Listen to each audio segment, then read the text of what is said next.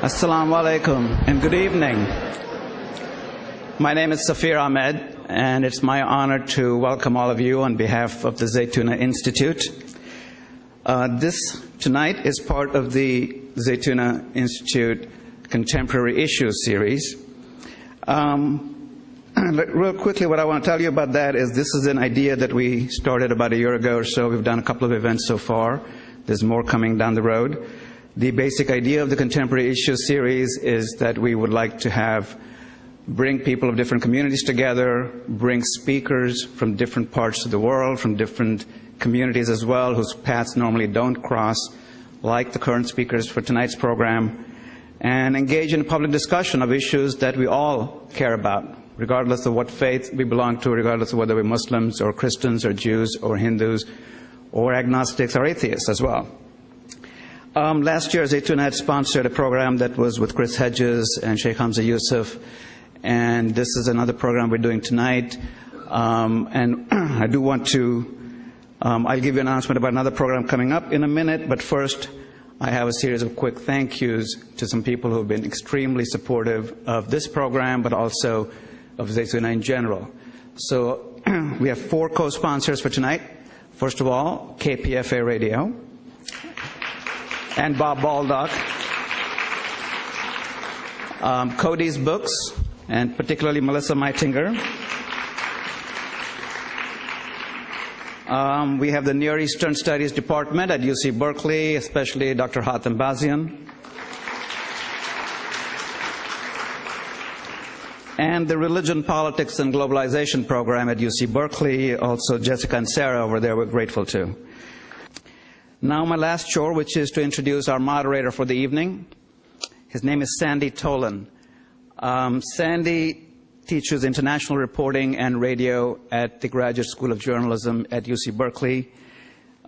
His class of students who did work on climate change recently won actually a very prestigious award, the George Polk Award, first time it's been given to students.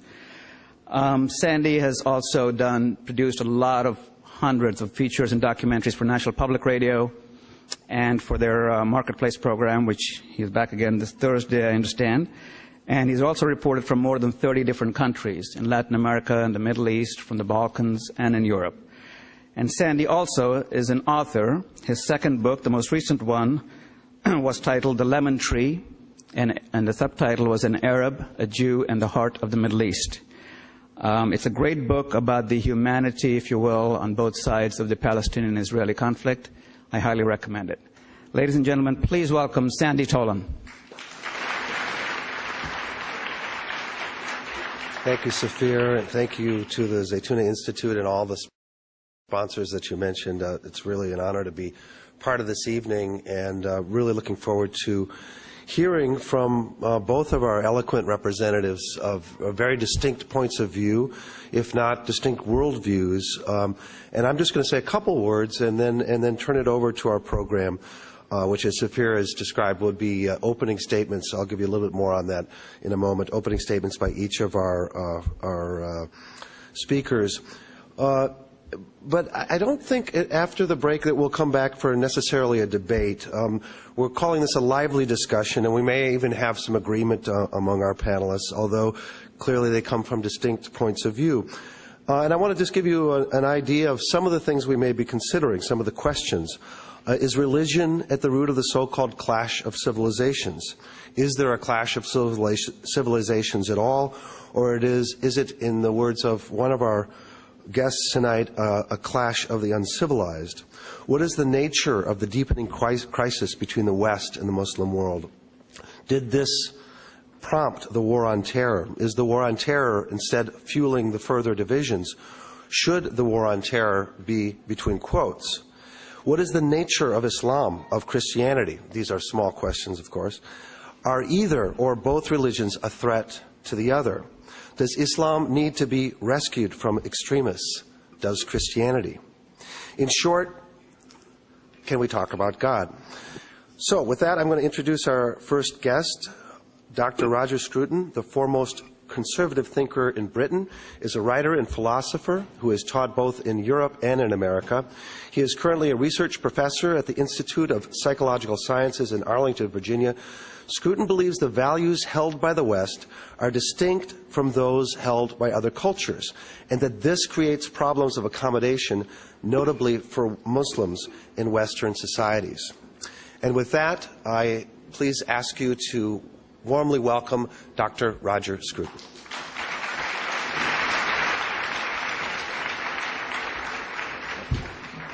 Good evening. Assalamu alaikum.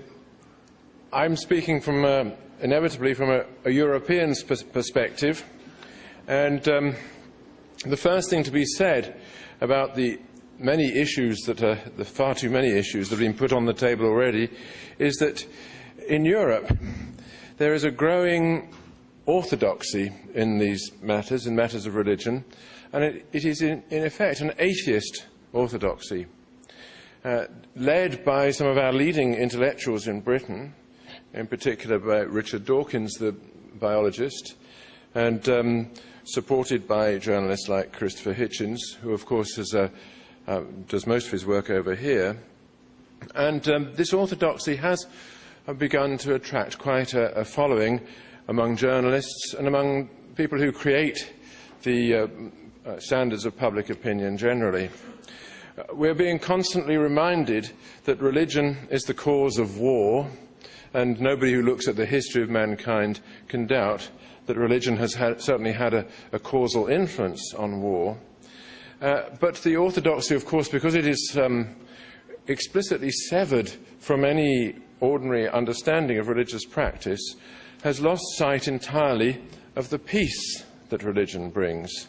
And I'm sure I don't need to remind many people in this audience of the fact that religion in the lives of those who are its adherents is a source of peace, first of all, and a source of war only when certain emotions, unusual emotions, are excited. Now, I don't endorse this atheist orthodoxy. Like many Englishmen, I was brought up in the Anglican Church, which is a wonderful institution which permits one to believe almost anything that one chooses to believe, provided one endorses certain fundamental social principles, principles more of good behaviour than of religious submission. But I also think that the Anglican Church is a genuinely Christian institution which conveys a sure and accurate conception of what the world is and what God is. The atheist orthodoxy in my country refuses to ask fundamental questions about the world and its relation to God. Richard Dawkins imagines that by showing that we human beings are the product of evolution and as much determined by our genetic input as any other animal, that by showing that he has somehow proved that God does not exist, that hypothesis has no authority for us. Whereas, of course, the question of the created nature of the world is a completely different question to that of the evolved nature of humanity. I am persuaded by the argument that was first properly formulated by a Muslim, whom we know as Avicenna, and is known in the Arabic-speaking world as Ibn Sina, and was an argument that was then taken up by a Jew, Maimonides, and by a Christian, Aquinas, which is sometimes known as the argument from contingent being. The argument that the existence of a necessary argument for the existence of a necessary being and for the identity of that being with the God who is worshipped by the three great Abrahamic religions. At the time that this argument, the argument from contingent being, was developed, those great religions were in close communication, but they were also in conflict. But the conflict was at a different level from the intellectual harmony which united so many of their thinkers. I think even if there is not a clash of civilizations today, there was a clash of civilizations then. However, this theological argument is, of course, not religion.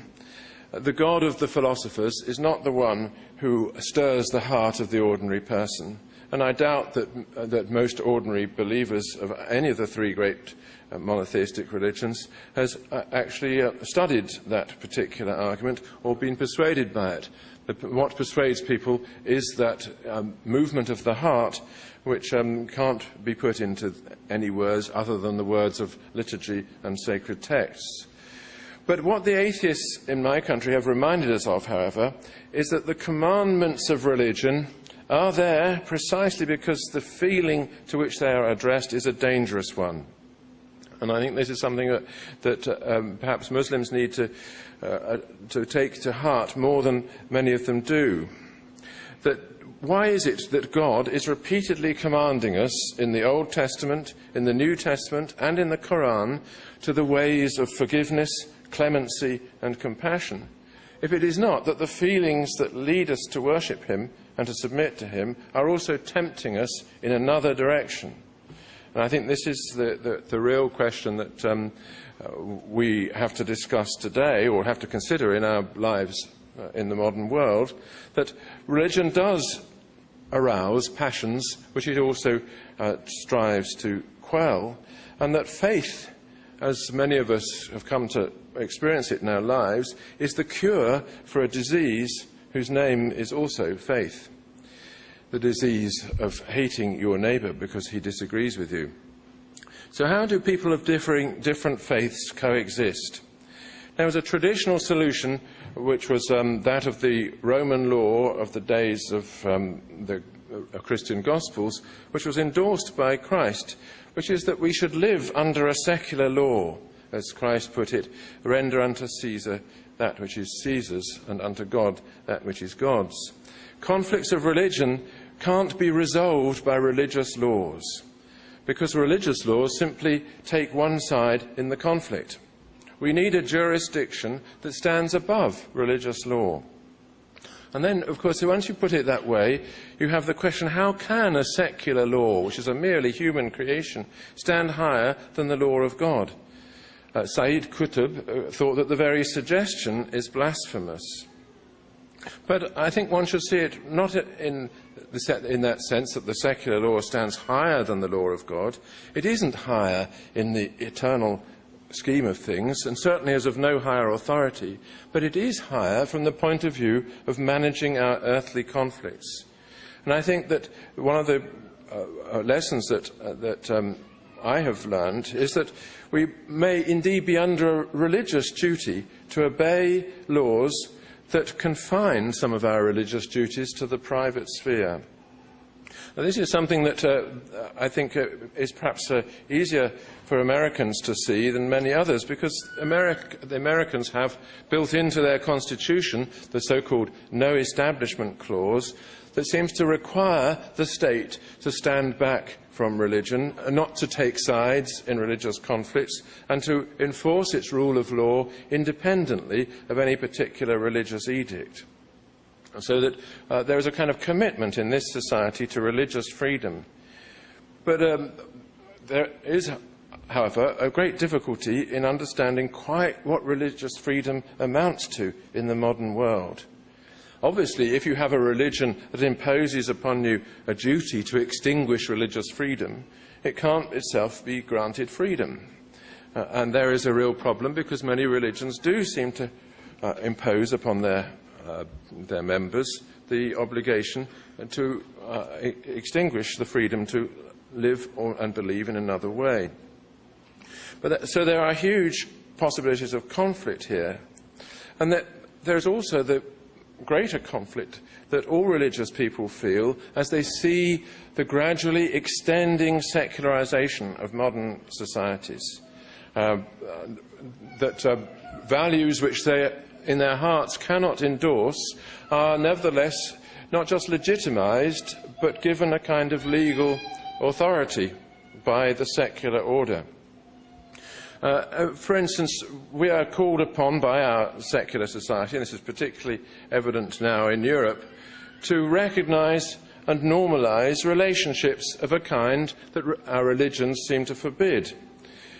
We all obviously are familiar with the conflicts over gay marriage and gay adoption and so on, but our laws in Europe imposed by secular authority of the European Union forbid discrimination on grounds of sexual orientation.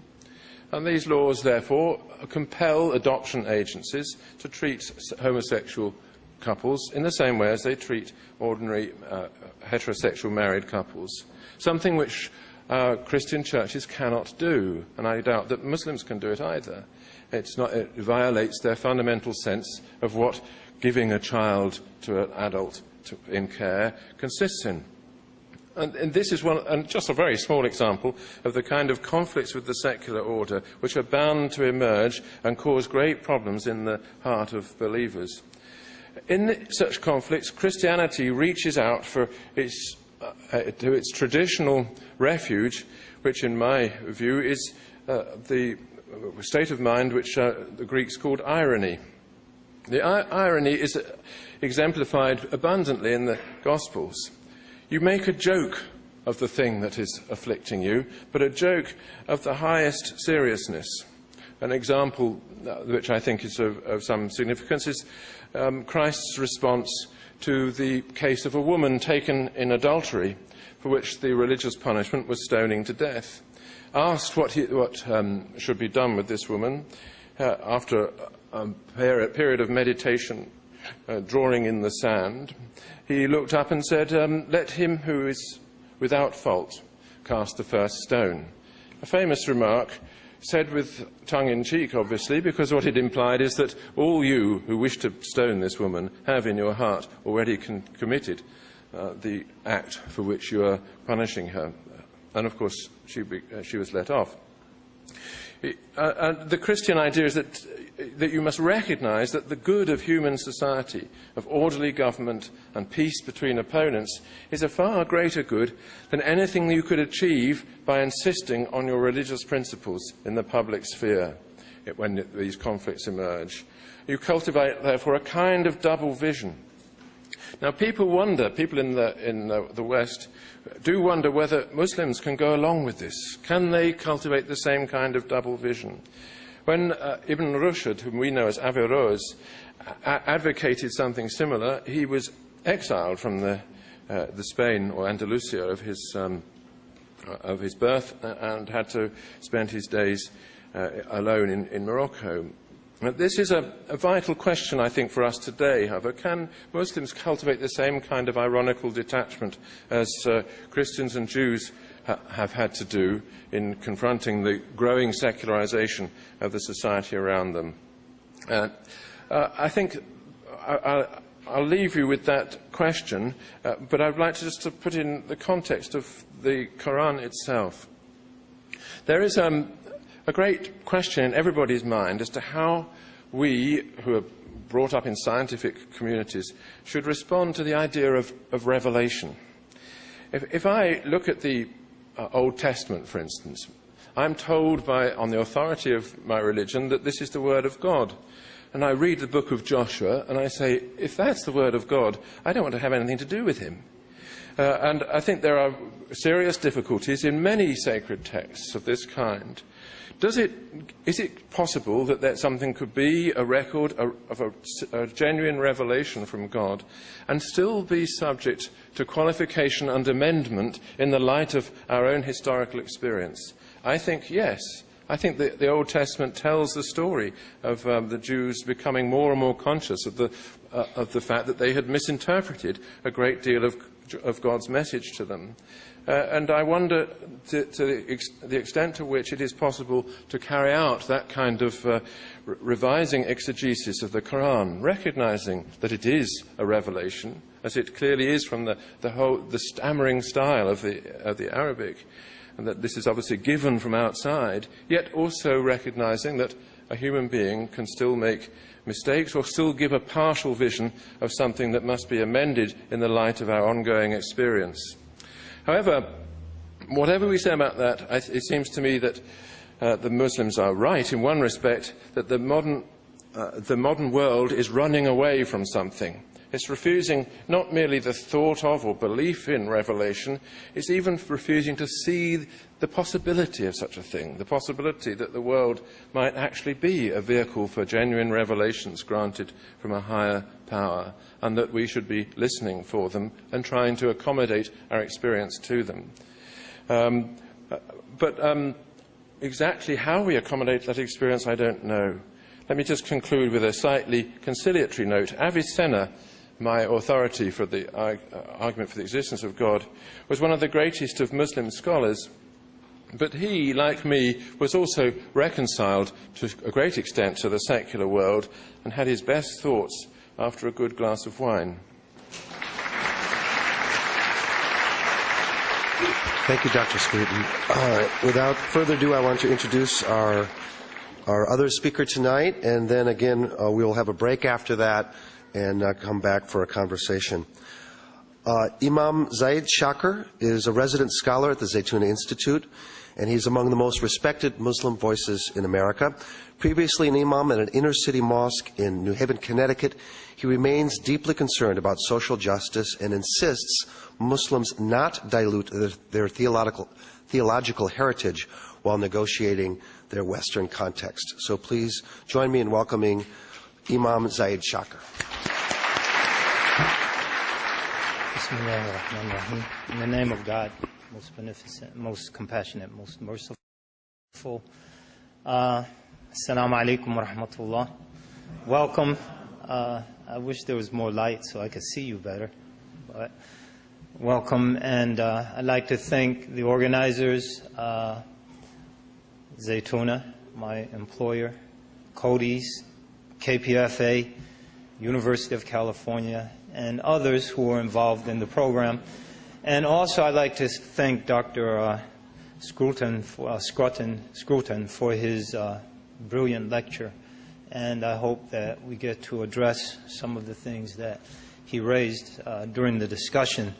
I'm going to start from a strictly American perspective because being born here, raised here, growing up here, and living most of my life here, that's the perspective that I am most familiar with and most comfortable with. I think there is a lot that we definitely have in common in terms of the assault of those who don't identify with religion upon those who do, and then certain assumptions that are brought to the public square in terms of whose ground is this. And I just wanted to remind myself and remind anyone who needs reminding that if we consider the title of tonight's program, Can We Talk About God?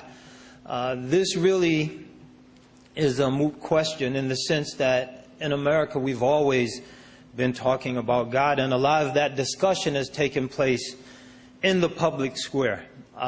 Just by way of reminder, the very Declaration of Independence reminds us that, in the view of the framers, that it is God, our Creator, who bestowed upon us certain inalienable rights. From George Washington onward, every president, and we'll look at the leaders of the country in this segment, every president who has taken the oath of office concluded it with the solemn plea, so help me God. In his Thanksgiving Day address in 1917, Woodrow Wilson urged all Americans to render thanks to God, the great ruler of nations. Shortly after that, FDR, just before his death, made the following statement: "We hold to the 10 Commandments and accept the 10 Commandments as the fundamental law of God, not to be undone or outdone." Dwight Eisenhower opined, "Without God, there is no American form of government, nor an American way of life. Recognition of the Supreme Being is the first and most basic expression of Americanism." So these sort of statements have been made throughout our history, and they really didn't ruffle very many feathers. Now, one could rightfully argue that these are statements and they really aren't expressions of the wherewithal that's involved in the bump and grind, the nitty-gritty of the political movements that have defined our country. But again, if we consider many of the most significant political movements that have been definitive in informing who we are as a people, we see the presence of God. This land was conquered by people who felt it was their manifest destiny or their God-given right.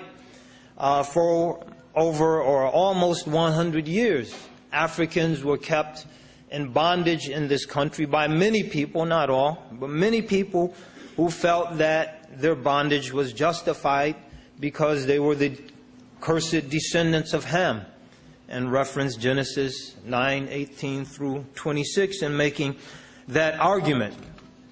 Similarly, or related to that, the ending, the abolition of slavery was undertaken primarily by the Quakers and other religious groups who are very much inspired by God and what God had to say about human freedom and human dignity.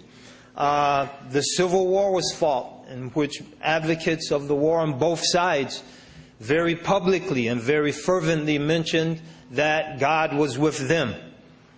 So we find this throughout. A century after the Civil War, the Berrigan brothers, William Sloane Coffin, Dr. Martin Luther King Jr., and others based their opposition to that war on their religious conviction. So religion is there in these movements. God is there, not missing in action. Finally, and we could go on, of course, the civil rights movement in this country is inconceivable without the inspiration, without the singing, the spirituals, the organizing, and the foot soldiers that were provided by the black church. And the signature moment in that movement was the Reverend Dr. Martin Luther King Jr. standing up in a very public space in Washington, D.C., and literally preaching a sermon in which he concluded in what he referred to as the words of the great Negro spiritual, free at last, thank God Almighty, we are free at last. So God is there. And again, God is very visible in the discussion. God is mentioned as being the principal motivator and inspiration for many of the people involved in those discussions and those movements throughout our history. So the title of this lecture tonight, or this program, could very well have been not, can we talk about God? We do talk about God. We have talked about God. And if current political events and occurrences are any indication, we will continue to talk about God here in America. I think the more relevant question is, how will we talk about God? And I'd like to mention 3 issues in that regard, and I think we can move on to the break and then the subsequent discussion. The first issue, will we let others talk about God when that talk about God and the politics associated with God don't reflect our politics? So this is a very important question. What am I talking about? Many of the people who felt that the Reverend Dr. Martin Luther King Jr. had crossed the line when he, based on his religious convictions, as he stated on many occasions, very strongly opposed the war in Vietnam. Many people would condemn him for that and said he went beyond the line that separates church from state. He should keep his religious views to himself and leave the war alone. Those same people had no problem with Dr. Martin Luther King Jr. preaching against and organizing against the evils of segregation in the South. And we could put at the head of that list President Lyndon Baines Johnson. Now, to be fair, the same point could be made about those who criticize many aspects of religion in the current Republican agenda and inconsistently ignore the political involvement of those who speak of God, but in terms that are favorable to the politics of the left. The second issue, will we keep God in the conversation? In other words, will we listen to what people who speak in God's name have to say, and then accept or reject their arguments based on the arguments themselves and not based on the fact that those arguments are put forward in the name of God? And I think this is very, very important, because oftentimes our views are tainted and we fail to consider the argument itself. It's very important that we keep God in the conversation, that we keep allowing a space for those who are motivated by religious principles to participate in the public discourse, and again to accept or reject their arguments based on the strength and weaknesses of those arguments, and not based on the fact that they're framed or presented, advocated, advanced in the name of God. Now, should we exclude those voices from the public space, which is argued by Stephen L. Carter in his very insightful book, The Culture of Disbelief, then we push those voices and those advocates into a private space, which is the breeding ground for extremism and the breeding ground for the sort of politics that will eventually reassert itself in the public square, but on the terms of those excluded individuals and not on the terms that have historically defined debate and discourse in this country. And that's potentially very, very dangerous. The third issue, and final issue, and I think very relevant to some of the things that Dr. Scruton mentioned in his introductory remarks, and that is, how will we talk about Islam in the public square? And there are three issues I'd like to mention in that regard. First of all, will we apply the same standards of fairness that we've applied to other faiths when their advocates have entered the public square? Fairness is a question today that many Muslims are troubled by. We know the recent debacle with Don Imus and the comments he made concerning the women on the Rutgers University basketball team, and his rightful, in my view, dismissal for those remarks, which is a private affair between Don Imus and his employers. But it did make a big ruckus in the public square. Now, the reason I say that, far, far, far more demeaning, degrading, damaging, defaming, and dangerous things are being uttered every day across this country about Muslims, about our faith, about our prophet, and little or nothing happens. And even someone might argue, well, Don Imus didn't break any laws, and there were commercial considerations that led to his dismissal. There are people who are breaking laws, who are violating Federal Communication Commission guidelines and calling, for example, for the open murder of Muslims. So you might be driving down the highway and hear something like, if there's another terrorist attack on America, if you know any Muslims, you should go kill them. And nothing happens. I think the implications of such a situation are extremely troubling, to say the least.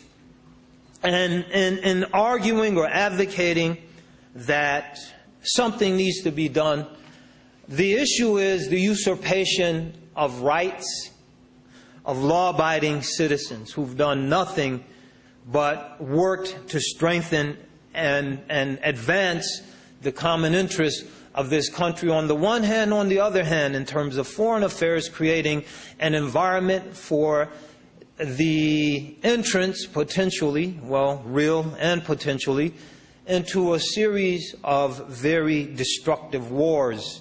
And I think that we have to work against the creation of such an environment.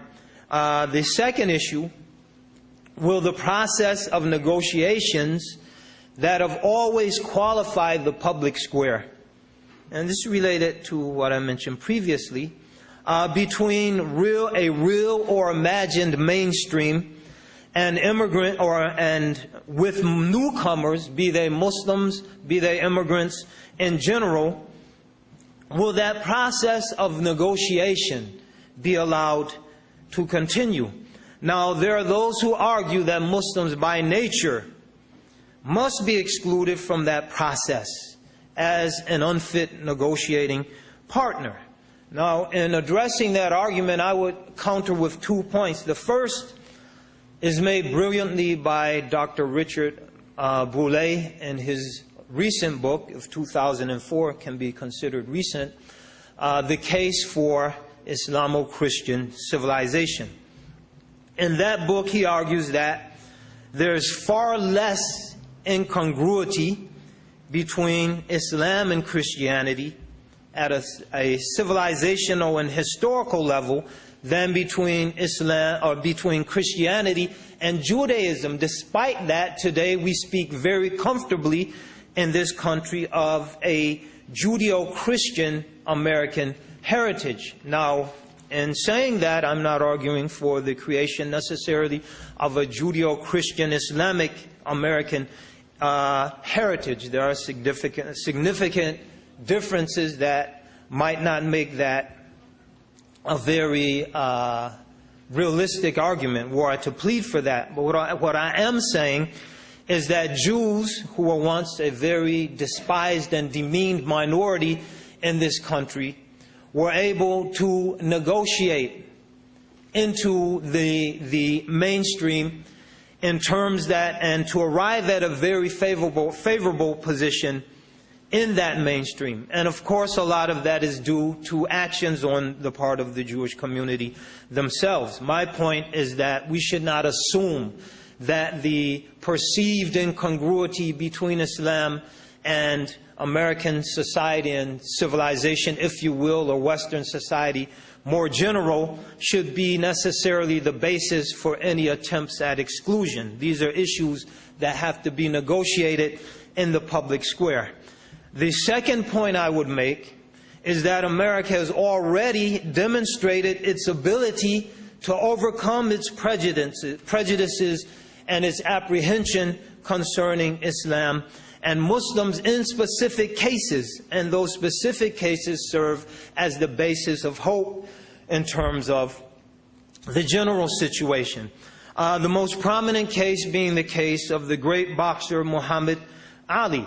And his case, or his story, makes an interesting case study in this regard. In 1966, when Muhammad Ali stood before the television cameras in this country and declared publicly and openly that his religion, Islam, and his scripture, the Quran, forbade him for participating in any way in the war in Vietnam.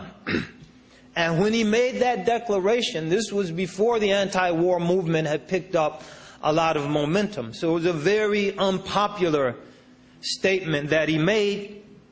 At that time, the Nation of Islam, the organization he was affiliated with, was characterized by many of the stereotypes and perceptions that are generally applied to Muslims today. The Nation of Islam was viewed as being unpatriotic.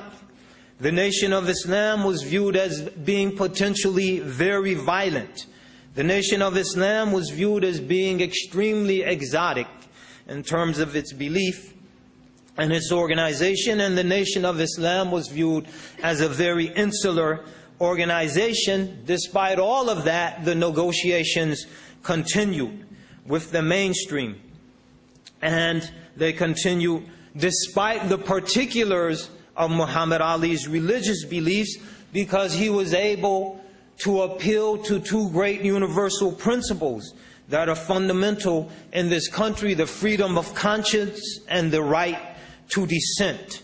And those negotiations continued under the light of those two very powerful guiding principles, and eventually Muhammad Ali was accommodated and was vindicated both in the court of public opinion and by the United States Supreme Court in 1971.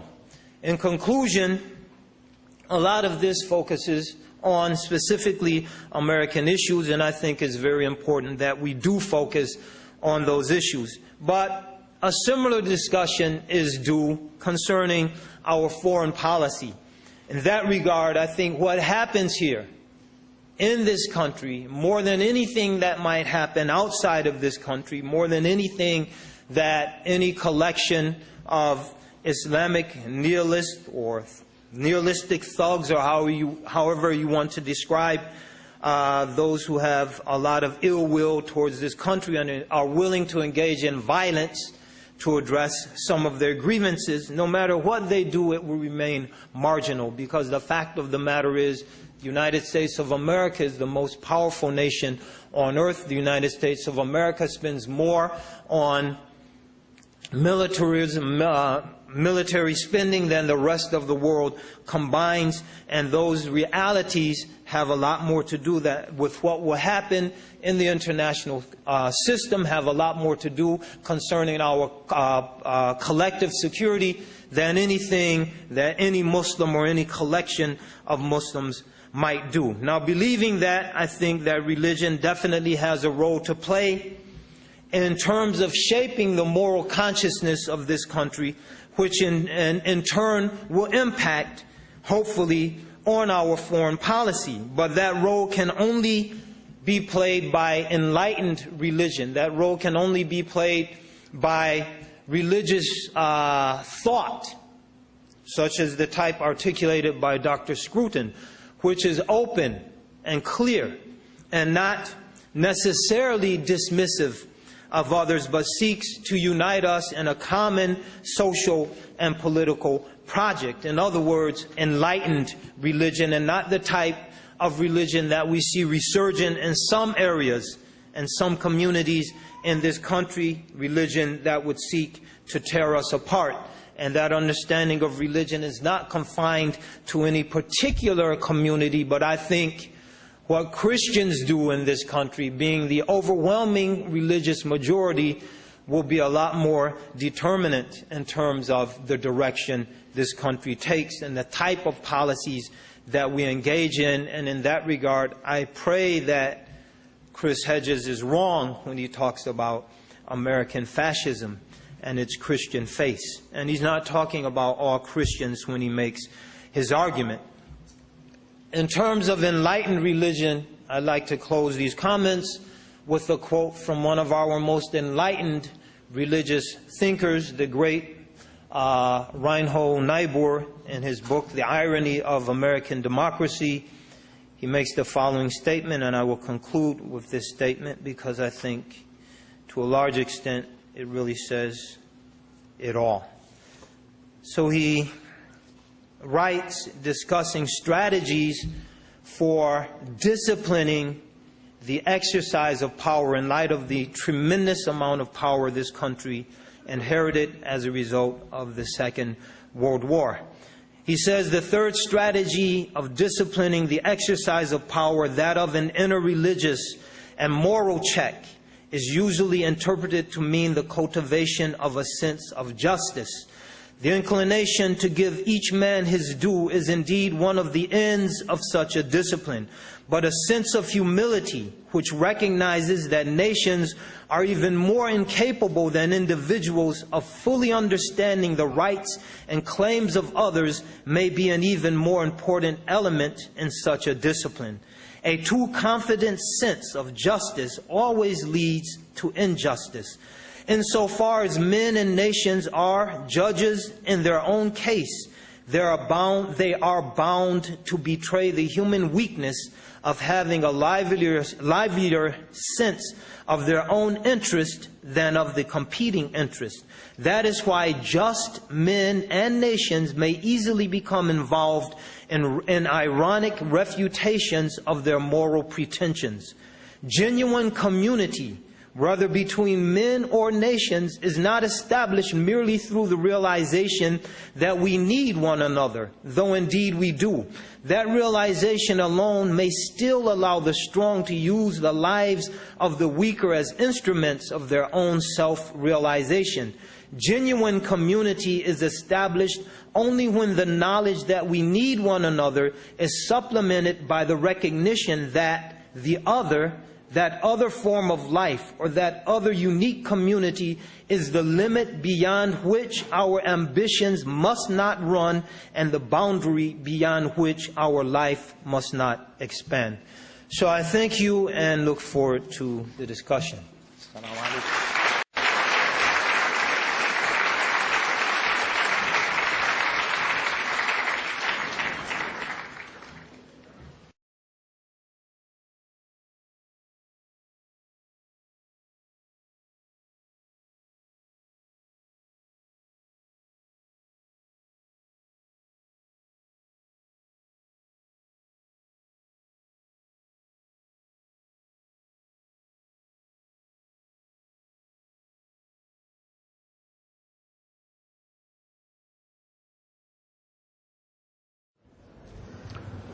Okay, I thought we would start this part of our discussion, or the discussion itself, by asking Dr. Scruton and Imam Shakir to respond very briefly, not to the entire talk of the other, but perhaps to pick one point of agreement, point of disagreement, a clarification, a question.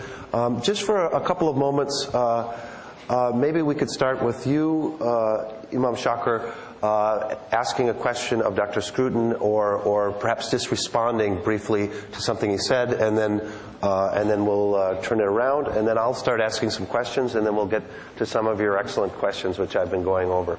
So please begin. Right. I definitely appreciated most of what Dr. Scruton had to say, especially emphasizing those aspects of faith, the movement of the heart, and those aspects of faith that can't be quantified, and those things that involve a deeper aspect of the human creation and involve a deeper aspect of our relationship with each other and our relationship with the divine. So I definitely appreciated that. I think there is room to discuss the degree to which, as Muslims, we are equipped theologically and legally to respond to the idea of fitting into and comfortably feeling we belong in a pluralistic society and having the ability to respect the beliefs of others. I think that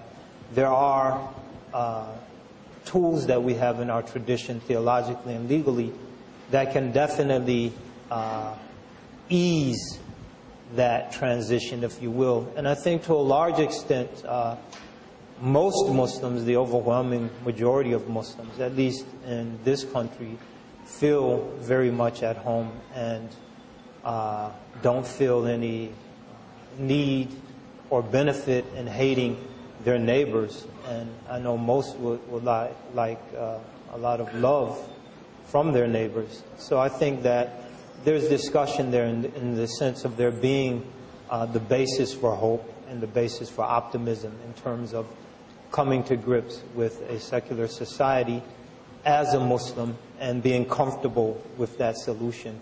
And on the basis of that comfort, being able to freely and openly negotiate for a place in the society.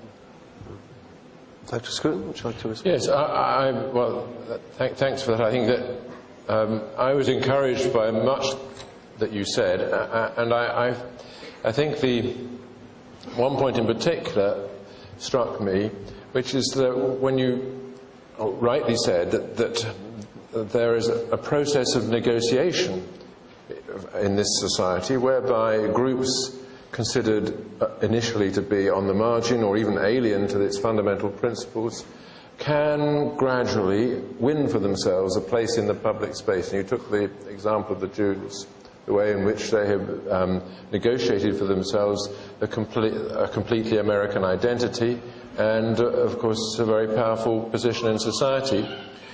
And you expressed the hope that Muslims will be able to do this. But there is one difficulty, which is in the public mind, not without reason. Islam is associated with various atrocious acts of terrorism and various extremist movements. And I think the general public wants to know, what are ordinary pious Muslims doing to distance themselves from that, or to put it behind them? You know, and I think many people feel that if Muslims are not going to do this, nobody else will be able to do it. And I wonder what your thoughts are on that. I think that's a fair assessment of the situation. I think... Mike, please. Camera. Do we have a mic for Imam Shakir? I think it's turned on. Okay. So to start over, I think that that's a fair assessment of the situation, and it's a valid question. And responding to that question, I would say that, and again, basing my response on my experience in this society and not being so conversant with the European situation, but the overwhelming majority of Muslims in this society have already gotten over that, in the sense that the overwhelming majority of Muslims are functional and functionally integrated into the society at every conceivable level, on the one hand. On the other hand, unlike Europe, there's a very, very large convert population here in the United States. Historically, more African American, but more contemporarily, really reflecting the wide segment of the general population, Latino and Caucasian converts. And that convert community, we are already integrated because we're products of the society. I think the problem for us is to understand that there is nothing in our religion that would lead us to adopt a lot of what could be termed, for a lack of a better word, dysfunctional behaviors and methods of negotiating for political outcomes that sometimes lead to violence, because that's not part of what shaped our lives, nor is it a part of our political tradition. So I think the challenge here is education, to understand that being a Muslim doesn't mean necessarily dressing a certain way that reflects the dress code of people outside of this country, nor thinking in a certain way that might reflect some inherent antagonism towards this country. So many of us, and I will give the example myself, sort of bought into that antagonism, which is more a product of colonization in the Muslim world, anti-colonial movements and struggles, occupation in various places, and that sort of became, that antagonism became Islamic for a lot of Muslims. And I think realizing that there's nothing necessarily Islamic about that, and therefore how I negotiate in this society should be predicated on who I am and what the forces, the institutions, the understandings that have shaped my life as a member of this society, on the one hand. On the other hand, to understand as a Muslim minority, there are legal mechanisms in the Islamic schemes of law that make it incumbent upon a person who lives here as a Muslim to respect the public space, and to participate fully in that public space. And if he or she feels that, and it could well happen, that he or she is unable to do so, then he or she is free to leave.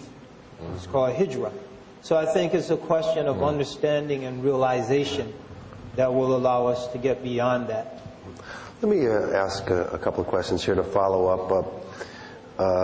Imam Shakir, Dr. Scruton if I'm paraphrasing you correctly in what I've read of yours, and as well as what you talked about a bit ago, that you have to have secular law in the society, in the so-called Western society, that under the social contract that he described, everybody has to be willing to live by that. And I want to ask you, Imam Shakir, is this something that, as a Muslim, you can abide by? Is that something that at times you would feel uncomfortable abiding? I think it's very important for us to realize that if you speak in terms of a social contract, this social contract in America has always accommodated religious beliefs. And that's why I tried to make a few comments in that regard. And different religions, not necessarily various sects or understandings of Christianity, but different religions have been encouraged to participate, and to participate on the basis of individual religious identities in addition to other identities, multiple sources of one's identity, one's religious identity, one's political identity, ethnic, racial identity. All of that has been accommodated. So I think that as a Muslim, I am accommodated. And there's no inconsistency between being a Muslim and feeling accommodated on the one hand, and being a Muslim and in this arrangement, this secular arrangement that you're referring to and that Dr. Scruton referred to, in this secular arrangement, I can accommodate others. So I think there's no fundamental disagreement. I think there is, on the part of many Muslims, a misunderstanding that that's possible. But I think it's very important through thought leadership, through education, to make the point that that accommodation, in terms of the Muslim accommodating others, is a mandated duty in Islamic law in terms of Muslim minorities living in predominantly non-Muslim lands. And that's our case, and that will probably be our case for a very long time. Just to follow up on that, there was a very favorable, I would say generally favorable profile of you and one of your colleagues in the New York Times not long ago, in which you were quoted as saying, every Muslim who is honest would say, I'd like to see America become a Muslim country, not by violent means, but by persuasion. Is that a fair assessment of what you said? And if so, could you elaborate and explain what you mean by persuasion and what you'd like to see? I think that part is very fair. A lot of the peripherals, though, I won't own up to. Basically what I said when asked that question was, as a Muslim, a practicing, believing Muslim, and Islam being a proselytizing religion, I would like to see everyone be a Muslim. That was the extent of it. And I respect the right of the adherents of other faiths to make the same desire, or to express the same desire.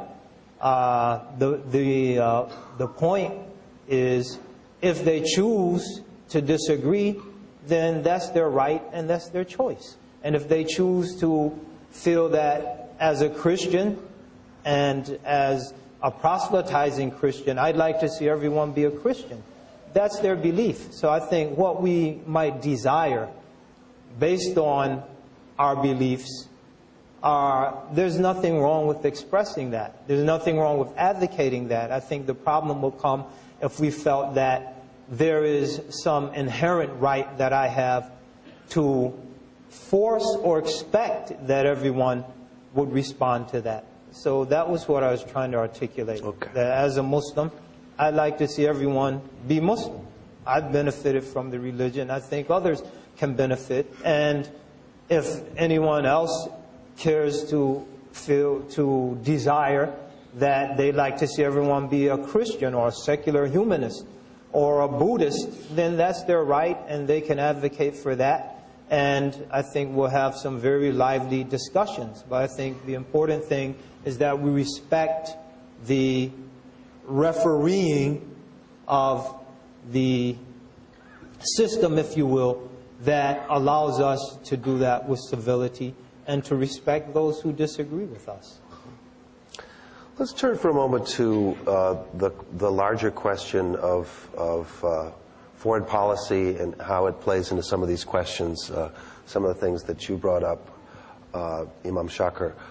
And I want to ask you, Dr. Scruton, in your book, The West and the Rest, you talk about the difference between the West and the rest is that Western societies are governed by politics, the rest are ruled by power.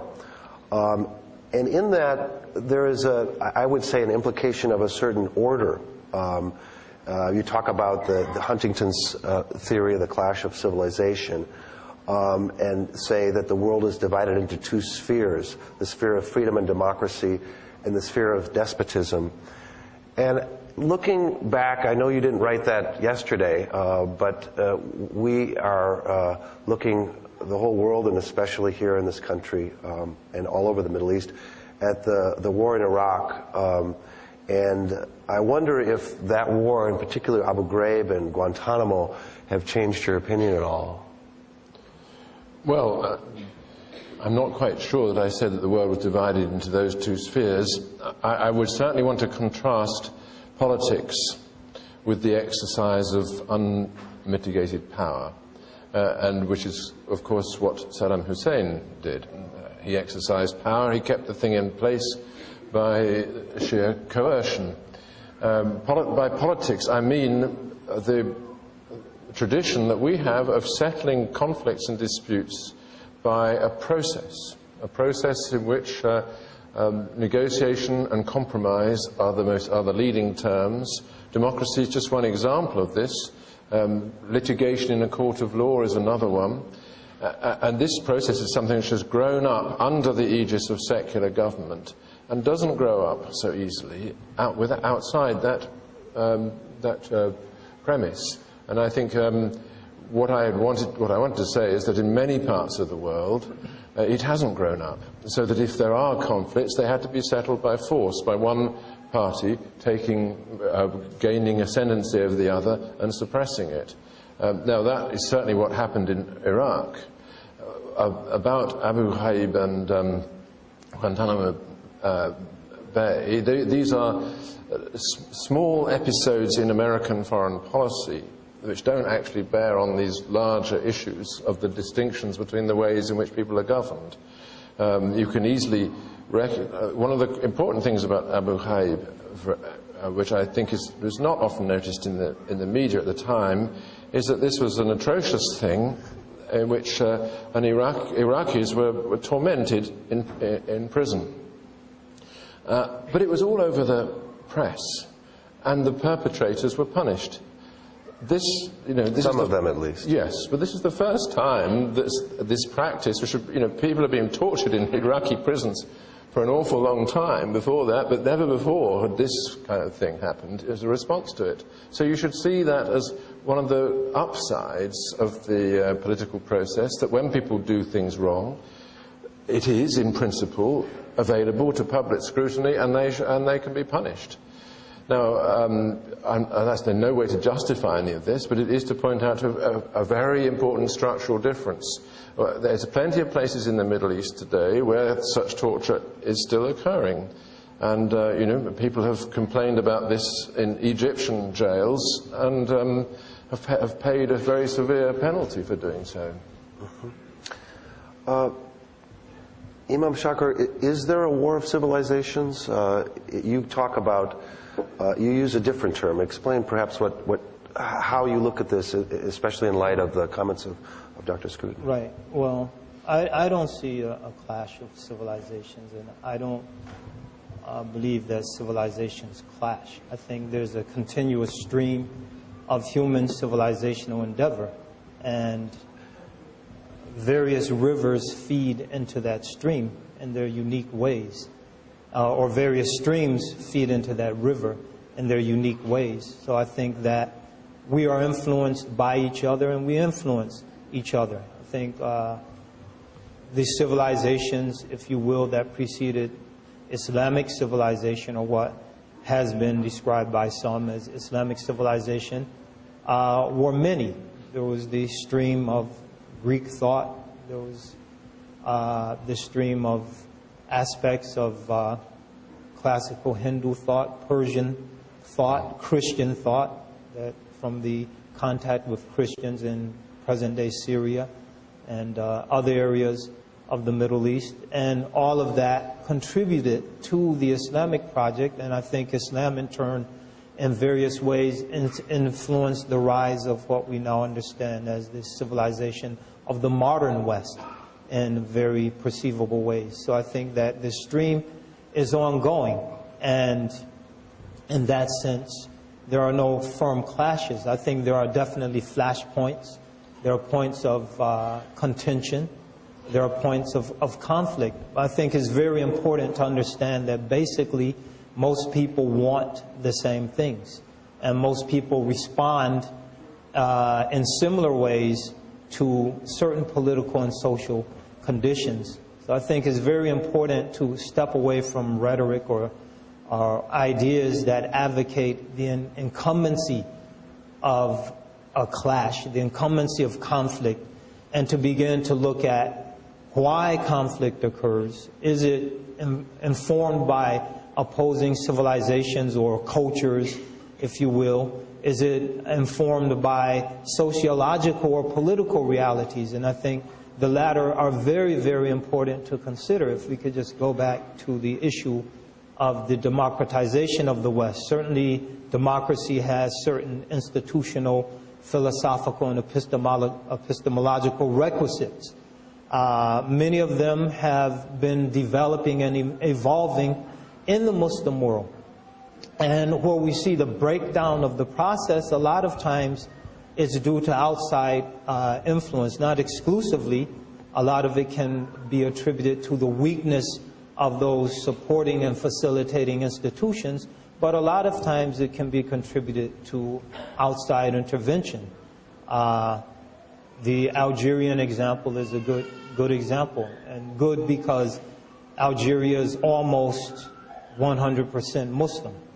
So in terms of religious bases of disagreement, there aren't very many. There is a small Christian minority, but almost 100% Muslim, 100% Sunni Muslim. So there's no Sunni Shiite basis for differences.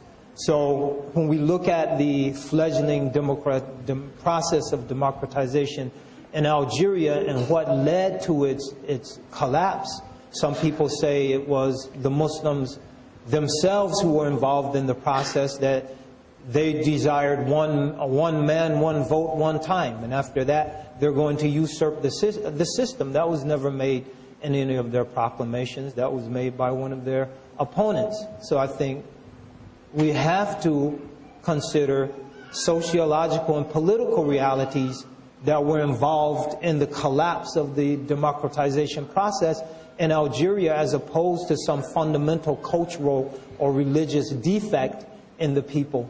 So I think it's very important to consider sociology, politics, economics, and culture, religion, and other factors when looking at why certain things happen or don't happen in the Muslim world or anywhere else. Dr. Scruton, would you like to respond to that, and particularly in the context of your view of there being, at least to some extent, a clash of civilizations? Actually, I think that I wouldn't call it a clash of civilizations. I would say that insofar as there's a clash now, it's between two different kinds of loyalty. That's say people like myself, and I think most people in this room have been brought up on the view that our primary identity and our primary focus of loyalty is the nation, something defined independently of religious belief as our collective home, which we have the obligation to defend and in which we live together, preferably in friendship. And that's very different from people who define their primary loyalty either in terms of tribal membership or in terms of faith. These are different ways in which people create a we out of a lot of different I's. And I think that the problem with what we have seen in the Middle East is the attempt to impose on the ruins of the Ottoman Empire national identities on people who actually have tribal or religious identities primarily. And I think that's where the clash comes from. You mean, are you saying that the clash was created partly by the colonial powers who imposed certain geographic boundaries in these areas? Yes, I mean, it was exactly the dividing up of the ruins of the Ottoman Empire created these artificial seeming nations. The only natural nation there, Turkey, survived very well and democratized itself in its own way. But on the issue of civilization, I think one has to remember that Islamic civilization is a very important episode in the history of mankind, and someone like Imam Zaid is a student of it and knows the literature and what it has achieved.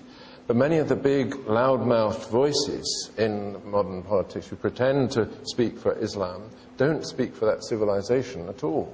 They've lost all contact with the philosophers and the poets, Can you give an example of that? Well, the president of Iran, for instance, who speaks loudly on behalf of Muslims everywhere, but shows none of that sophistication which his civilization represents in the minds of people like, I should imagine most of the Muslims in this room. Yeah, I think that's a very important point, because as Muslims generally, we have, I would agree, lost contact with the roots of our civilization.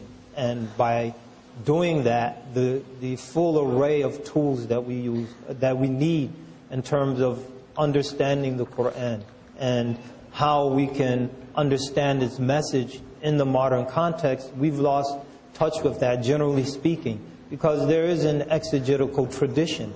People didn't just pick up the Quran and say it means this, that, or the other. There's an exegetical tradition that's predicated on the possession of certain tools which help us to understand and contextualize the message. And I think by doing that, a lot of the subtleties of how we understand the law are lost, and we focus more on the superficial rulings of the law and lose touch sometimes with the deeper spirit of the law, or the great objectives that the law has been instituted to advance, and to understand the subtle relationship between all of those pieces. So when we lose those tools which were the gift of our civilization, the ability to think in sophisticated and nuanced legal fashion is lost. And I think the recovering that is something that our institution tries to do. Individually, I'm trying to do. And it's a struggle because, to a large extent, we're all products of our environment and creatures of our time. And the environment and time that we grow up in has a tremendous impact on us. So struggling to get in touch with something that can help us to negotiate our way successfully and productively in the modern world, I think, is a very important project for Muslims. Do you, just picking up on what Dr. Scruton just said, do you feel that there's sometimes when you listen to the words of certain political leaders in the Muslim world, Dr. Scruton just mentioned the president of Iran, for example, or others, do you sometimes think, well, this person isn't speaking for me, I somehow want to stand up against this, or are there echoes of agreement you'll have with other leaders? How do you feel that there's a question of representation that you somehow want to be involved in some way? I think that the important thing is to understand what I can control and influence directly. That there will always be people here and throughout the Muslim world that will say things that I might agree or disagree with. Some things are utterly, totally stupid, unfounded, and ridiculous, such as the Holocaust conference in Iran. And stupid because Muslims had absolutely nothing to do with that. So to jump into the fray and then on the wrong side is absolutely stupid at a time when there are a lot of people who have a vested interest in demonizing you in the first place for very clear political reasons. So some things are ridiculous, some things are valid. I think there are sentiments that are expressed by some Muslim leaders who are legitimately lamenting or legitimately opposing or resisting various excesses that might be attributed to our government or others are legitimate grievances. And I think that to deny those voices is to deny the legitimacy of the conditions and circumstances that give rise to those voices. So I think there's just a lot of nuance, and we have to try to accommodate for the nuance in the most productive fashion. There's been a sentiment, again, in this New York Times profile that's been attributed to you. This wasn't a direct quote, but it was sort of a paraphrase, that you believe that Islam needs to be rescued from extremists. Is that a fair paraphrase? That's obviously quite a general statement, but does it follow up somewhat on what you were just saying? Well, I think that that was attributed to someone else, but I think definitely there are people who really, as Dr. Scruton stated and or implied, who really don't understand the religion thoroughly, that have a very high public profile. And in the sense that their lack of deeper understanding does a lot of damage to Muslims and to the causes of Muslim people, definitely they should be silenced and opposed. Let me ask you both something, and I do also invite you to jump in and ask each other and follow up on each other's comments. But Imam Shakir, you said in your book that both sides of the war on terror are self-righteous murderers whose motives and proclamations mirror each other. And Dr. Scruton, you say in your book that the struggle is more about people in the grip of religious zeal for whom everything is permitted that leads to their goal and whose goal is destruction. And therefore we must take preemptive measures. This does seem like a very stark difference of views in terms of what lens one might look through when one is talking about current political events, and what end of the where you are in the world, both metaphorically and in some cases physically, if you are in Iraq or if you are here, depending on who you are. I mean, could you both engage in this difference? Yeah, there is a difference. I don't think that that both sides in the war on terror are equally at fault.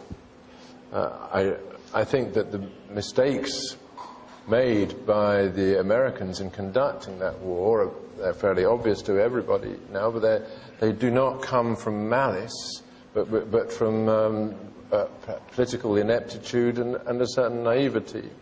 Whereas I think the major acts of terrorism that we have been witnessed, such as the 9/11 and the bombings in London and Madrid, were genuinely evil deeds. They were, and I'm sure that Imam Zaid would agree with me, this gratuitous murder of people who are unconnected with you, unconnected with any conflict, simply for the sake of displaying your own zealotry, seems to me to be a completely different kind of event.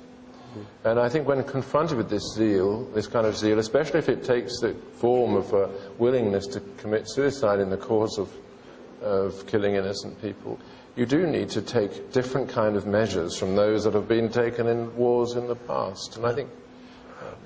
But from the standpoint of Iraqi civilians, the sense of being occupied is something that really isn't reflected in so much of the analysis from the Western commentators. Well, when I wrote The West and the Rest, that was before anything at the Iraqi war. Anyway, that is obviously a different case. That the war on terror was supposedly launched quite independently. I mean, whether that it consisted primarily in getting rid of the Taliban from Afghanistan, didn't it? But anyway, what I mean by that statement is that I think you can argue that some murders are done maliciously and others not so maliciously. But for the dead person, the consequence is the same. And I would argue that there's a lot of maliciousness in our policy when we intentionally destroy the civilian infrastructure of the innocent people of Iraq who've done absolutely nothing to this country just to make them suffer. And that in turn leads to the death of 1 million children, 500,000 of which Madeleine Albright admitted to halfway through the sanctions regime, so we could assume that another 500,000 died. And to me, murder is murder. Whether the murderer kills himself or herself in the process, or whether the murderer gets into an airplane and is 50,000 feet in the air and drops bombs on people. The murder is murder. And I think when each side justifies that murder based on the assumption that because of their grievances they have a right to murder non-combatants, it's the same. And some people will say, well, this is moral justification. I'm saying it's murder, it's terrorism, whether it's sponsored by individual groups or it's sponsored by governments. Targeting innocent civilians, unsuspecting civilians to advance political agendas is terrorism, no matter who undertakes it, a government or a small group of misguided individuals. And I think until we can get to a point where just as we want to get to a point here in the West where we can recognize the overarching authority of a secular referee, if you will, to adjudicate our disputes in the public square, we have to also, as a human family, get to the point where we can recognize that a dead person is a dead person, no matter who kills him or who kills her, and that my people or your people have just as much right to life as my people, and vice versa. I think it's very important to get to that point. You want to add anything or respond? No, who could disagree with that? I mean, it is obviously the case that murder is murder, whoever commits it. The question, I don't want to talk about the war in Iraq because that's not something have written about or have a view about, except that it clearly was a mistake. And what has happened since has compounded that mistake. But I would like to refer to a tradition in Christian thinking about these matters, which I think is very important, and I think doesn't have, maybe it has the equivalent in Muslim thinking, but it would be good if it did. And that is that in Christian thinking, a distinction has always been made between a just war and an unjust war on the one hand, and a just way of prosecuting a war as against an unjust way of prosecuting it.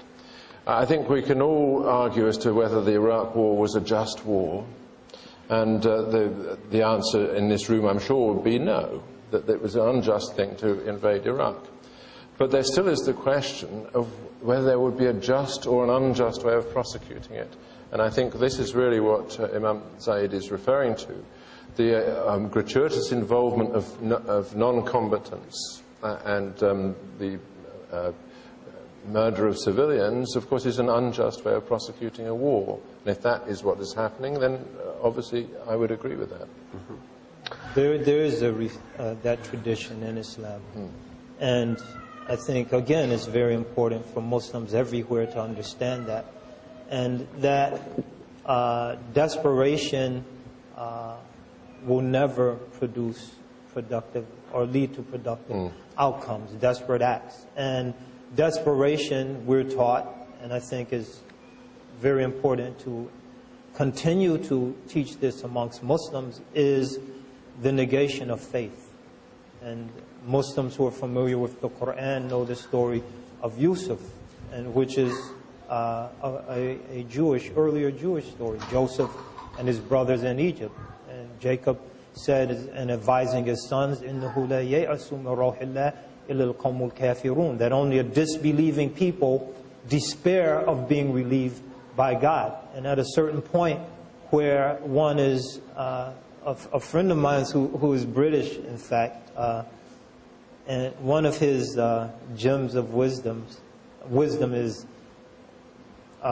playing on the idea of power corrupts and absolute power corrupts absolutely. He said weakness corrupts and absolute weakness corrupts absolutely. That at a certain point, if one cannot realistically prosecute the struggle that one might be involved in through means that are acceptable to the faith, it's time to stop fighting and to look for other strategies to advance one's cause. So as opposed to in desperation resort to killing civilians or other acts that aren't sanctioned by any sound religious philosophies or practices. So I think it's very important to understand that is a part of Islamic political thought, and Muslims, we have to understand that.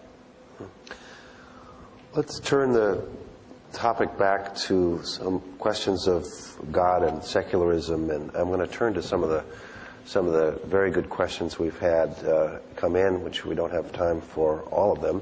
But let me ask. Some of these are directed at one or the other, and unless I say so, they're really generally directed at both of you. And here's one question: how do you propose tackling extremist viewpoints within Muslim communities in Western countries?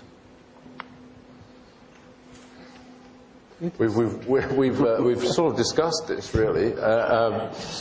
I would say that... well, as a political matter, then. Yes, the most important thing is to encourage moderate Muslims to speak out, and not to speak out just saying, I disapprove of this, but to say, look, here are the authorities in my religion which show this to be forbidden.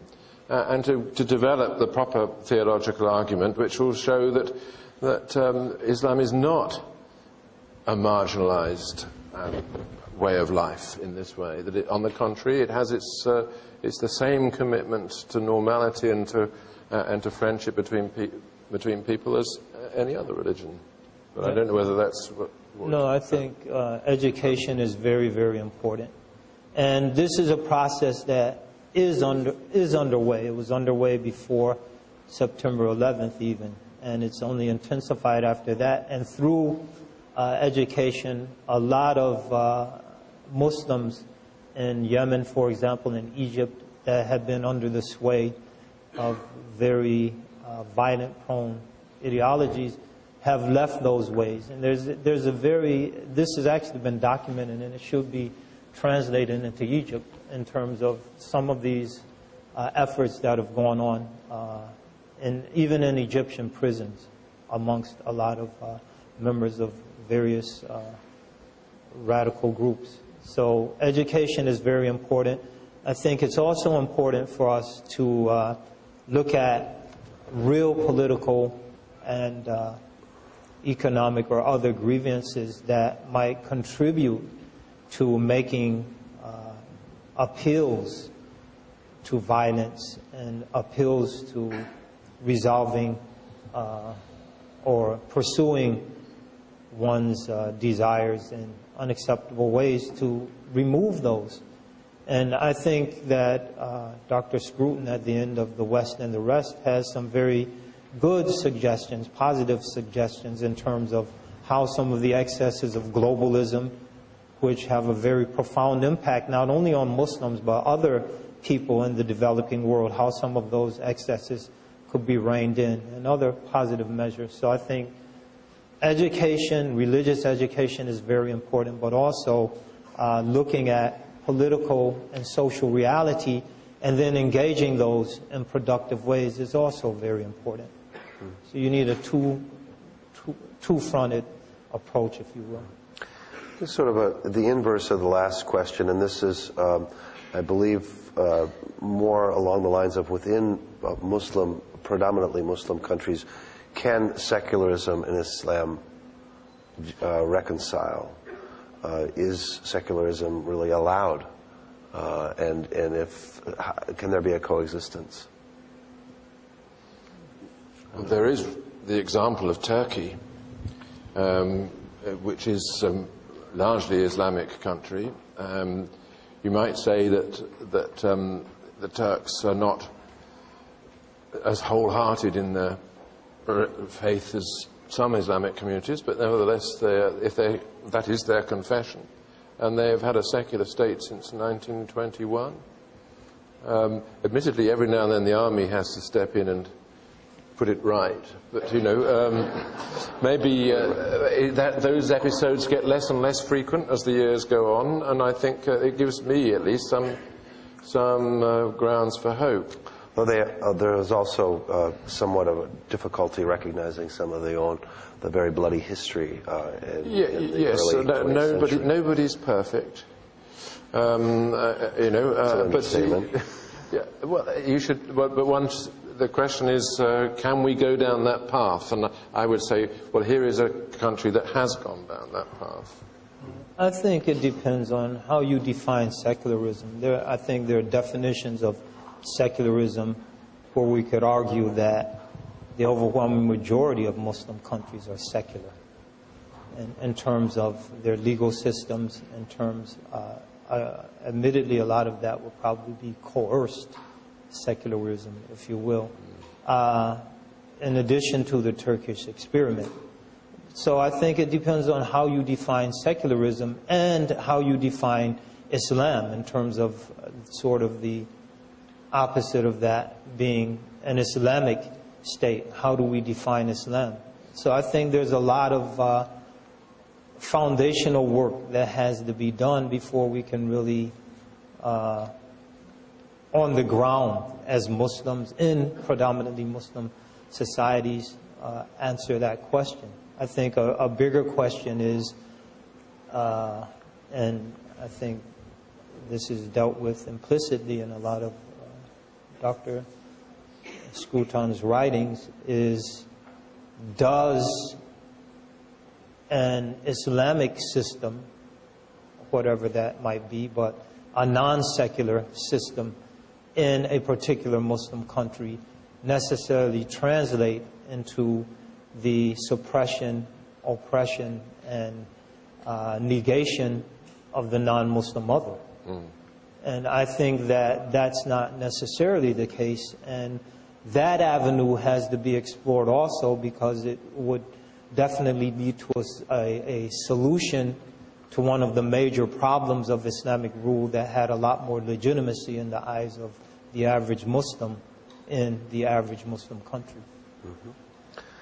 Here's a question for Dr. Scruton. As a young religious brother studying to be a Catholic priest, I find myself drawn more to the arguments of Imam Shakir than to yours when it comes to the place of religion in the public square. In particular, your position seems to marginalize the religious voices in deference to the state rather than to allow open and rational discussion and disagreement. You ask if Islam could be open to this notion of double vision, but as a Catholic, I wonder if my own faith could be open to either. What can you do to sell this idea to me and to others who might have the same concern? That's a very good question. What I would say is that actually the Catholic faith has occupied, in my country, for many centuries, ever since the Reformation, something like this double ironical position towards the surrounding order. Admittedly, Roman Catholicism was illegal for 200 years and a very dangerous offence to be accused of. But with Catholic emancipation in England in the early 19th century, Catholics came out into the open and began to talk openly and freely about their religion, but nevertheless were in a position, still are in a position of manifest disapproval of a great deal of what they see around them. And I, as a Christian, share that disapproval, although I'm an Anglican and therefore used to living within a hypocritical institution. But Nevertheless, Catholics have spoken out and have shown their faith radically in public in Britain in my time, while also recognizing that they have to concede that in any conflict with the state takes precedence. The law is the law of the state, and not the law, the canon law that they might otherwise would have wanted to impose. And I think this is the great question that confronts many Muslims when the Sharia conflicts with the surrounding secular order, as it is bound to do. And that's what I did mention this in my talk.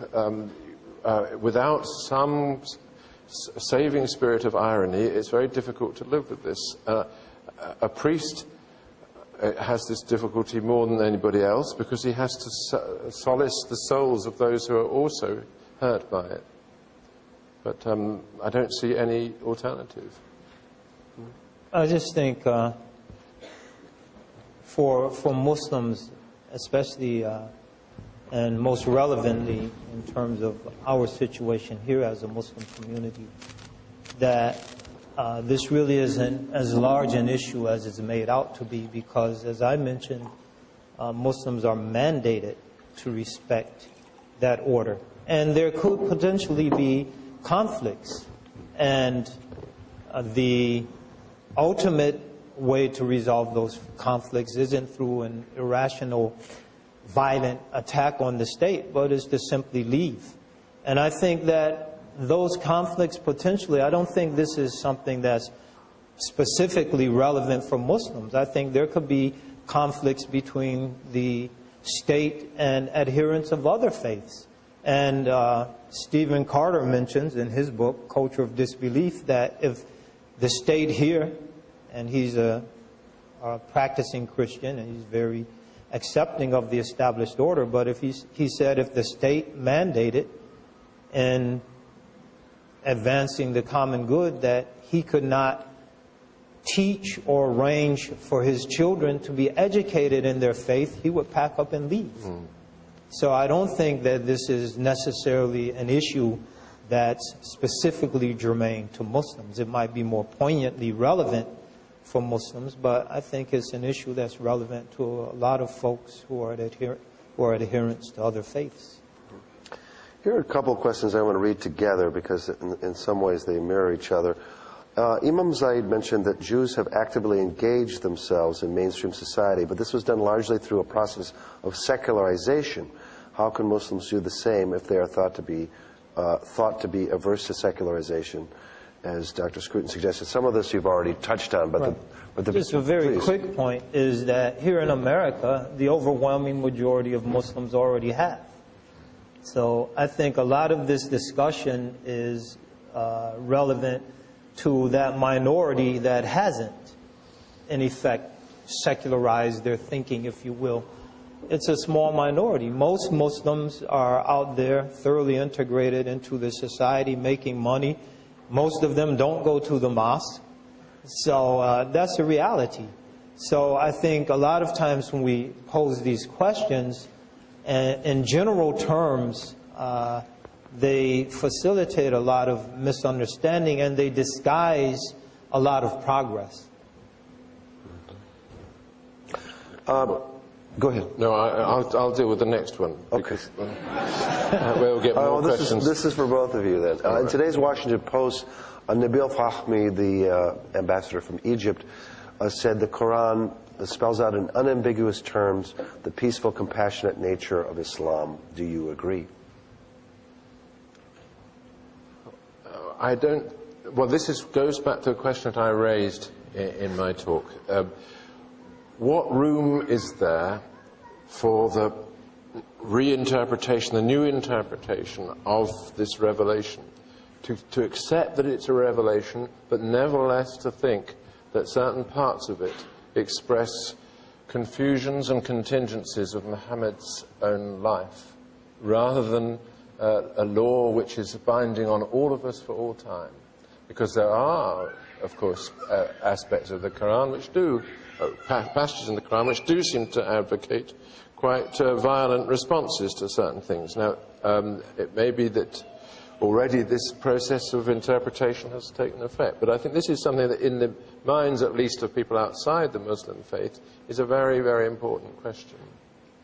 Well, yeah, I think, and again, I hope I touched on it, but to possibly speak with greater clarity, the Quran is an organic whole, and that's how a Muslim understands it. In other words, once we pour water into this glass, that water is an integrated unit.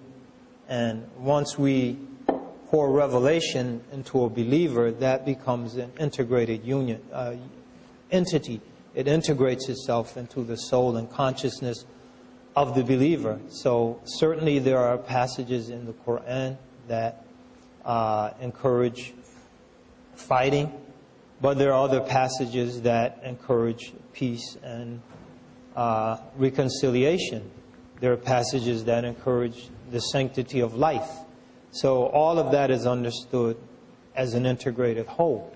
And I think it's very important for Muslims, first and foremost, to understand that, and that the entire revelation is, in the view of the overwhelming majority of scholars who have really studied it deeply, and this is the position of Muhammad Asad that I think you referenced earlier, is advancing a positive ethical ideal.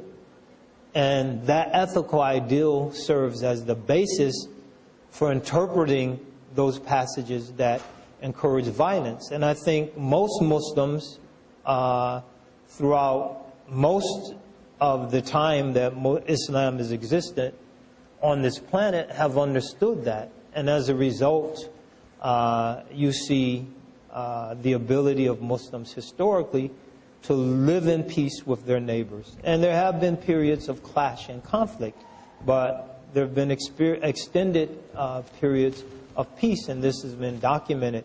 And that, building on that foundation, with the contributions that have been made in the modern world in terms of war being an anomaly as opposed to a norm in relations between nations, that the overwhelming majority of Muslim nations have accepted. If you look at the advent and the institutionalization of the nation state in the Muslim world, how many, which now number over 60, how many have been engaged throughout their history in any violent conflict with their neighbors? And how many of them, when they have been involved in violent conflict, how many times has that been with a neighboring Muslim country? So there haven't been any calls from the Muslim nation states to invade Europe and wipe it off the map, for example, or some analogous call. So most Muslims and most Muslim nation states are at peace most of the time. So does that negate the potential of misunderstanding some aspects of the scripture? No. But that, combined with modern human rights thinking, combined with the fact that the norm in international relations, our foreign policy aside, is that it's predicated on peace between nations and maintaining peace. I think that Muslims have accepted that, and that those elements in our community that don't accept that, through education and through just coming to grips with the realities that prevail in the modern world, will come to accept that. There are challenges, there are difficulties, and there are problems, scripturally generated problems and problems in terms of understanding that have to be confronted. But I would argue that that process is underway. And I would argue that the proof is in the pudding. It's very easy to focus on those flashpoints: Israel, Palestine, Iraq, Afghanistan. But if you look at the whole of the Muslim world, and if you look at the ideas and attitudes that prevail amongst the average Muslim, you can see that there's a lot of hope for optimism. We're getting close to the time where we're going to wrap up, and I wanted to see if each of you would like to make a couple of brief final remarks. But I have one other question, and getting back into this political sphere a bit here in the United States, and this would be for Imam Shakir primarily. You say something needs to be done in regard to the threats faced by Muslims in America today. What would you recommend that is achievable in a realistic perspective? I would recommend, first of all, that we Muslims develop a credible legal fund and a credible legal defense organization, because a lot of things that are happening are very questionable in a legal sense. A lot of the hatred that's being promulgated via public airwaves, a lot of it is in conflict with existing FCC guidelines, and that's an area that needs to be pursued. A lot of the rights, to the extent that they have been usurped, I came back, well, I don't even want to go into my personal experiences, but there are people that have been arrested and detained with no charges pressed, and I'm talking about American citizens, or people who are holders of valid papers to be in this country and in prison, incarcerated, separated from their family. And those are issues that provide ample grounds for litigation. So I think there needs to be a more positive and intense effort to litigate some of the excesses that Muslims currently encounter. And also to acknowledge that as bad as things are for Muslims, they could be a lot worse. And there are a lot of efforts to protect our rights and the rights of others, the rights of various immigrants here in California. That there are a lot of people of goodwill who are working very hard to make sure that the system does accommodate Muslims. And I will hope that we as a community can work hard for our part to make sure that we are accommodating of the system. Well, finally, I wonder if each of you might want to just choose a point that you'd like to make to the other, or something perhaps you've been wanting to say but haven't had a chance to, in a brief wrap-up statement for a minute or two for each of you. There's one point I'd like to make, which is that Muslims, no doubt rightly, feel that they are exposed to insult and contempt in this society, and you rightly say they ought to get together and defend themselves. But I would like to point out that the extent to which Christians also are subject to insult and contempt, at least in my society, and not just insult and contempt, it's a positive disadvantage if you're trying to aim at an academic career, to be known as one of those believers, that you show thereby your lack of sophistication, you're suspected of right-wing views, which in the university, especially a university like this one, is just about the end of any hopes of advancement. There are exceptions. Yes. And it's changing. It is changing. I won't name them. Yeah, and so on. But on the whole, we're taught by our faith that we should bear mockery as the founder of our faith bore it. This is the price that you pay for believing something, and that there is a dignity in accepting it which fully justifies the fact of its existence. Now, I wonder whether Muslims actually could ever get into that frame of mind. I know that you have great heroes in your history like Halaj and so on who did do this, but I was wondering whether that could be a message that would be heard by Muslims today. Oh, definitely. There is that aspect of our teachings. One verse in the Quran says, good and evil are not equal. Respond to that which is evil with that which is best. And then you will see as a consequence of that, through God's action and intervention, and not through any resources or means that you possess, the one who was formerly a bitter enemy become a very intimate friend. So that line of thinking does exist, and it is very important to, and we are encouraged to bear with dignity abuses. And it's an admirable trait, but we're also encouraged to pursue justice. I think what's extremely relevant in these days and times, that in the pursuit of justice, that one's actions are governed by fairness, which is also encouraged very greatly. Don't let your hatred of a people lead you to be unfair in your pursuit of justice. So those ideas are there, and I think it's very important. And that's a responsibility we as Muslims have, to bring those ideas to the fore in dealing with some of the issues that we're dealing with today.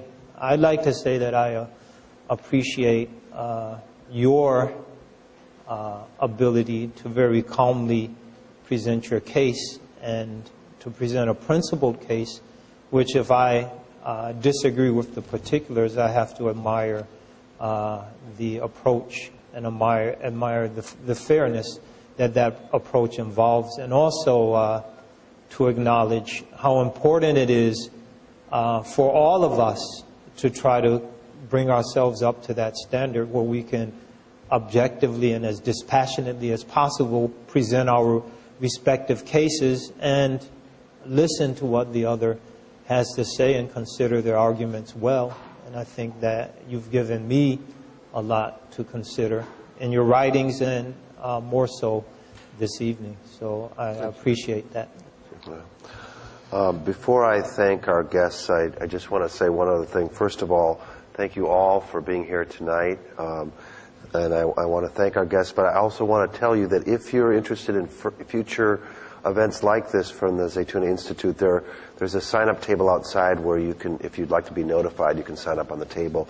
But in the meantime, please do join me in thanking very much Imam Zaid, Shakir, and Dr. Roger Scruton. Thank you very much. Thank you. Thank you. That was really interesting. Thank you.